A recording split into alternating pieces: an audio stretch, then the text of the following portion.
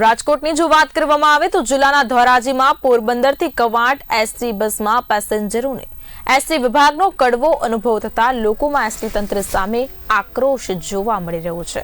હાલમાં જ જન્માષ્ટમી પર્વની ઉજવણીના ભાગરૂપે સમગ્ર ગુજરાતમાં લોકો પોતપોતાના વાહનો લઈ ધાર્મિક સ્થળો કે અન્ય સ્થળોએ જવા માટે એસટી બસમાં નીકળ્યા હતા તો તે દરમિયાન પેસેન્જરોને હેરાન પરેશાન થવું પડ્યું હતું। ઘણા પેસેન્જરો પોરબંદર હરવા ફરવા માટે ગયા હોય ત્યારે હેરાન ગતિનો અનુભવ થતા તેઓએ હોબાળો મચાવ્યો અને મીડિયા સમક્ષ પોતાની વ્યથા ઠાલવી હતી।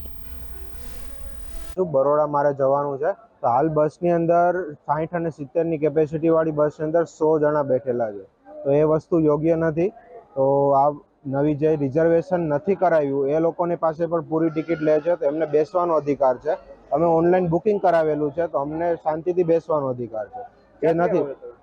ધોરાજીથી ગુજરાત રિઝર્વેશન વાળાને અંદર ચડવા નતા દેતા। અમે લોકો ક્યારના 15 થી 20 મિનિટ બહાર ઊભા કુતિયાણા બસ સ્ટેન્ડ ઉપર ફૂલ બસ અને અમને લોકોને ચડવા ના દીધા। અમે વરસાદમાં બહાર રિઝર્વેશન વાળા હેરાન થાય અને બીજા ચડે। કંડક્ટરને જ કેવું જોઈએ ને કે ભાઈ પહેલેથી રિઝર્વેશન વાળાને એને ચડવા ના દે, એની પણ ભૂલ છે ને આ વસ્તુમાં।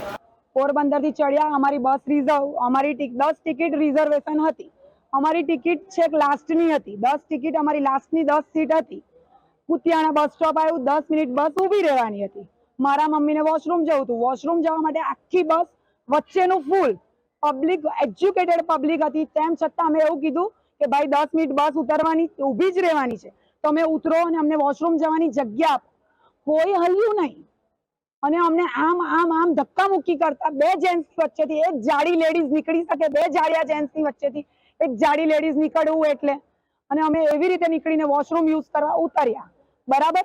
અને પછી ત્યાં કુતિયાણામાં નક્કી કર્યું કે હવે આપણે અંદર જઈ અને સરકાર પેલા સાહેબ જે હોય એને વિનંતી કરીએ કે ભાઈ જેટલા રિઝર્વેશન પર્સન હોય એટલાને જ ચડવા દો, કારણ કે આગળ નોન રિઝર્વ પર્સન હજી ચડવાનું હતું અને ઓલરેડી અંદર નોન રિઝર્વ પર્સન બેસી ગયું હતું। ધારો કે નોન રિઝર્વ પર્સન અંદર બેઠેલું છે અને આ ધોરાજીથી કોઈ ચડ્યું એટલે પેલું બેસેલું વ્યક્તિ તો ઊભું થવાનું જ હતું, તો અંદર ઊભા રહેલા વ્યક્તિની સંખ્યા કેટલી થશે? એટલે એમ વિચારીને અમે ત્યાં સાહેબને રિક્વેસ્ટ કરવા ગયા તો સાહેબે મને એવો જવાબ દીધો કે તહેવાર છે, આવું તો રહેવાનું, તમારે એસટીમાં નહીં જવાનું અને તમારે પ્રાઇવેટ બુક